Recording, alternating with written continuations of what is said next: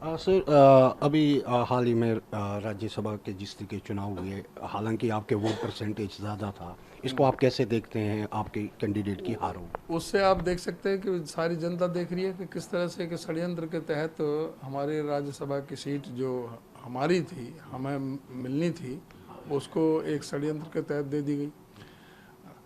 हमारे जो 31 वोट थे, एक के अंतरात्मा तो पहले ही भाजपा ने खरीद ली थी, वो तो वहाँ चली गई थी, वहाँ से डील हो गई थी। बाकी जो 30 वोट थी वो पूरी तरह से हमारे जो एजेंट थे उन्होंने देखी, 30 की 30 वोट सही पड़ी। उसके बाद को गिनती में कैसे कोई षड्यंत्र करके कोई निशान लगा करके एक वोट को रिजेक्ट कर दिया कि, और उनकी तरफ ऐसा ही कोई निशान था, उसको उन्होंने माना नहीं, उनकी तो ओके कर दी और ये हमारी रिजेक्ट कर दी। और वो सेकंड प्रायोरिटी के हिसाब से उनको कुछ पॉइंटों से हरा दिया। हमारे तो 2900 कर दिए, उनके 2966 कर दिए। तो इस तरह का एक ये सारी जनता देख रही है। और भी आप देखें इस राज्यसभा के चुनाव में कांग्रेस के साथ सारा जो उनके खिलाफ जो विपक्ष था, जो एक दूसरे का कितना दोषारोपण, खुद जो अभय चौटाला ये कह रहा था कि दुष्यंत चौटाला का हाथ विनोद शर्मा की जेब में पहुंच गया, वहाँ से पैसे ले लिए, डील कर ली। अब अभय चौटाला को तो बताना चाहिए कि उसने कितने में डील, उसकी कितने में डील हुई है। दुष्यंत चौटाला ने डील की है। इधर को बलराज कुंडू ने कहा कि मुझे भी ऑफर दिया गया। सारे जो इंडिपेंडेंट किस किस तरह से जो खरीदे गए, सारा चाहे वो सभी जो विपक्ष एक कांग्रेस के खिलाफ, और वो लोग जिन्होंने बीजेपी के खिलाफ वोट मांगे, इस अभय चौटाला ने तो बीजेपी के खिलाफ अभी अपने से इस्तीफा देकर के चुनाव भी लड़ा था और खुद कह रहा था, जिनसे बोलचाल भी नहीं है, बातचीत भी नहीं है।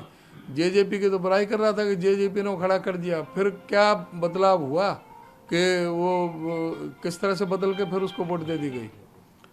तो ये बात तो सारी जनता देख रही है कि एक तरफ कांग्रेस है और विशेषकर हुड्डा साहब को टारगेट बनाकर रखा गया था। एक तरफ हुड्डा साहब, एक तरफ सारे नेता ये इकट्ठे हो गए। सर, बलराज कुंडू ने वोट नहीं दिया, इसको आप कैसे देखते हैं कि वोट ना करना? बलराज कुंडू ने तो कम से कम कोई स्टैंड लिया उसने कि भाई जो ना, मैं ये जो मंडी चल रही है हॉर्स ट्रेडिंग की, इससे मैं इसे नहीं रखता, और मैं जो है ना बिकने वाला आदमी नहीं हूँ। जो बिकने वाले आदमी वो बिक गए। ये तो सारा खुलेआम हॉर्स ट्रेडिंग हुई है सभी की। और खुद अभय चौटाला ने माना कि भाई ये गया, लेकिन अभय चौटाला अपने नहीं बता रहा कि उसकी किस तरह की डील हुई है। अपने भी तो उसके लिए तो वो कहते हैं वो पिताजी के साथ उनके मनु शर्मा के अच्छे संबंध थे। पिताजी तो उसके भी थे, पिताजी तो उसके भी थे। और जितने भी क्रिमिनल आदमी है उनके साथ में अभय चौटाला के सबसे संबंध पाएंगे, सबसे संबंध पाएंगे। सर, हालांकि कुलदीप बिश्नोई को क्रॉस वोटिंग के चलते सब पदों से हटा दिया गया है, क्या पार्टी से निकालने की भी तैयारी है क्या? बिल्कुल पार्टी से निष्कासित होगा। तो ये अभी सभी पदों से हटा दिया है, एकदम एक्शन तुरंत लिया, क्योंकि ये CWC का स्पेशल इन्वाइटी था, तो वो हमारे परव्यू से बाहर है। तो वो वहाँ से AICC से ही उसका होगा। अभी उससे पदों से हटाया गया है, पार्टी से निष्कासित होगा डेफिनेटली, क्योंकि वो तो ये जयचंद का काम किया उसने। क्या कुछ और नेताओं के खिलाफ भी कार्रवाई हो सकती है कि कईयों का और भी सुनने में आ रहा है कि कुछ नेताओं ने भीतरघात नहीं, किया? अगर हमें अभी कोई इस तरह की कोई बात नहीं आई। अगर कोई सामने आएगी किसी के भीतरघात की तो क्यों नहीं होगी, उस पर भी होगी, लेकिन उसका सबूत होने पे।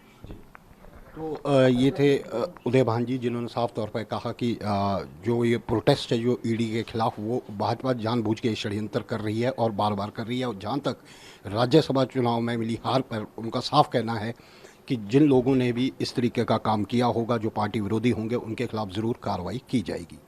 भूपिंदर जिष्टू, कैमरा पर्सन राजेश के साथ, ETV भारत, चंडीगढ़।